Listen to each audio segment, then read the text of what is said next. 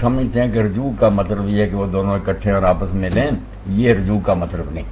اس لیے عورت لندن ہو اور وہ یہاں بیٹھا ہو نا اور نہ کوئی آنے دے یا نہ ملنے دے، کوئی بات نہیں، رجوع ہو گیا. وہ اعلان کر دے کہ میں نے جو طلاق دی تھی واپس لے لی، اس کو بھی اطلاع دے دے کہ میں نے واپس لے لی ہوئی ہے عدت کے اندر. اتنا تو کہنا کوئی بات نہیں. 1000 سال کے بعد بے شک آئے رسولہ ہو، یہ الفاظ جو ہے نا یہ ادا کرنے دو گواہوں کی موجودگی میں ضروری کہ میں نے وہ طلاق دے ختم کر. چلیں یہ مولانا بات ہوگی. سمجھے نا کہ رجوع کا مطلب ہے کہ وہ آپس میں مباشرت کیے، وہ پریشان ہے کہ وہ کس طرح ہوگا رجوع. نہیں، رجوع صرف زبان سے اعلان کرنے کا نام. نہیں مولانا، اس میں عموماً یہ ہوتا ہے کہ ایک آدھ طلاق کے بعد سسرال والے معاملے کو بگاڑتے چلے جاتے ہیں اور پھر کچھ ایسا معاملے کو بگاڑتے ہیں کہ جو ایک تھوڑی سی گنجائش بھی ہوتی ہے اس کو بھی ختم کر دیتے ہیں. نہیں، میں نے جو بات بتا دی اس گنجائش کو کون ختم کر سکتا؟ نہیں، لڑکی زبان سے کہہ دیا میں نے طلاق ختم. مولانا آپ کی بات بالکل صحیح ہوگی، لیکن لڑکی کیا اپنی مرضی سے اپنے قدم باہر نکال سکتی ہے؟ نہیں. ایک طلاق جو ہے نا یا دوسری طلاق اس کے بعد تو قرآن بھی کہتا نہ نکالو نہ وہ خود نکلے. جو جی السلام علیکم ورحمۃ اللہ. والی مجرم اللہ کہتا ہے ایک دوسرے کے پاس رہو. جی السلام علیکم ورحمۃ اللہ. ٹھان کر اس کے آگے پھرے، شاید اللہ کہتا ہے. جی سن رہے ہیں بھائی، فرمائیے آپ. جی شاید اللہ کو معاملہ درست کر. میں اپنی بات واضح نہیں کر سکا مولانا کہ لڑکی اپنے میکے میں تھی، لڑکا وہاں گیا، کسی بات پہ تلخی ہوگی، ایک طلاق دے دی. ٹھیک ہے. اب لڑکا جاتا ہے کہ جی میں اپنی بیوی کو لے آتا ہوں، اسے اپنی غلطی کا احساس ہو گیا. اب لڑکی کے والدین لڑکی بھیجنے کے لیے تیار نہیں. اس کا کیا حل؟ لڑکی کے گھر آباد اس کا حل کیا؟ یہ کہہ دے میں نے طلاق واپس لے. وہ ہو گئی بس وہ اس کی بیوی ہے، وہ کیا کریں گے پھر؟ اب کدھر لے جائے گا باپ اس لڑکی کو؟ نہیں باپ ہی رکھے گا نا. وہ لڑکی رکھے پھر ساری عمر وہاں اپنے گھر رکھ. اگر رکھ سکتا شادی کیوں کرتا؟ ایسی لائق تھا کہ بیٹی کو گھر بٹھا رہے پہلے نہ کرتا. کوئی نہیں رکھے گا. تھوڑے دن کے بعد ہی نا بہو اور بیٹے کہیں گے ابا جی نکالو اس کو، گھر میں فساد پڑ جائے گا. ہم جانتے ہیں کوئی نہیں رکھے گا، دعائی مت جائے گی. جی السلام علیکم ورحمۃ اللہ. وعلیکم السلام ورحمۃ اللہ. طلاق ختم کرے وہ. جی بھائی فرمائیے. میری طرف سے بتایا تھا نا میرے چاچو کے پاؤں پہ نا جو پپیلیاں چڑھ جاتے ہیں، اس کا بتائے رات کو. ہاں یہ بتا دیں انکل. تو بیٹے میں نے بتایا ہے کہ اس طرح کے سوالات آپ دوبارہ کریں گے تو شاید آپ کا ٹیلی فون چلے نہیں، بند ہو جائے گا. آپ جو بار بار کال کرتے ہو جس کا کوئی مقصد بھی نہیں ہے تو یہ تو معاملہ ٹھیک نہیں ہے. آپ کو بتایا ہے. ہمارے پاؤں پہ تو انکل نہیں چڑھتی، ان کے پاؤں پہ چڑھتی ہیں. بیٹے ہمیں کیا پتا، کسی ڈاکٹر سے پوچھیں. کل کلا کو پوچھو گے کہ میں امتحان میں فیل کیوں ہو گیا، باقی بچے فیل نہیں ہوئے. نہیں یہ تو آپ سے پوچھنا ہے کیونکہ کیا پوچھنا.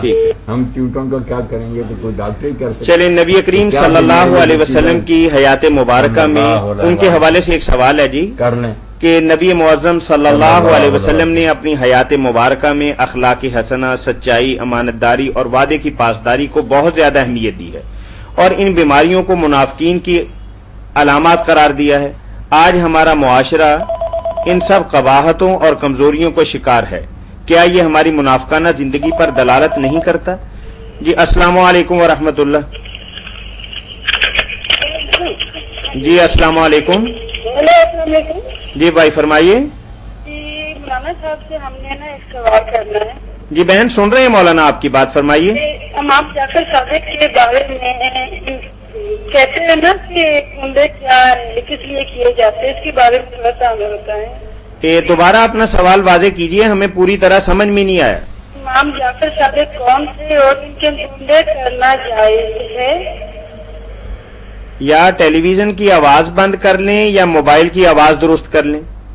میں نے کہا ہے کہ امام جعفر صادق کے کنڈے کرنا جائز ہے اور امام جعفر. ہاں سمجھ گیا، بات سمجھ گئے کیونکہ آپ نے ٹیلی ویژن بند کر لیا اور آواز ہمیں آ گئی. بی بی یہ سوال کر رہی ہیں کہ امام جعفر صادق علیہ الصلوۃ والسلام کے حوالے سے جو کنڈے کیے جاتے ہیں کیا شرعی اعتبار سے وہ ایسی رسم دین اسلام میں ہے؟ میری بہن یہ کنڈا جو ہے نا خود نام ہی بتا رہا کہ یہاں ہندوستان میں کسی نے گھڑی ہے بات ہے، ورنہ کو عربی میں اس کا نام ہوتا امام جعفر صادق عربی زبان بولتے تھے، کنڈے کی بجائے عربی نام ہوتا ہے اس کا. کنڈے خود بتا رہا کہ یہ ہندوستان کے لوگوں کی یہ گرنتھ ہے، کوئی امام جعفر صادق علیہ السلام نے نہیں کہا، نہ یہ کوئی نیاز ہے، بناوٹی باتیں.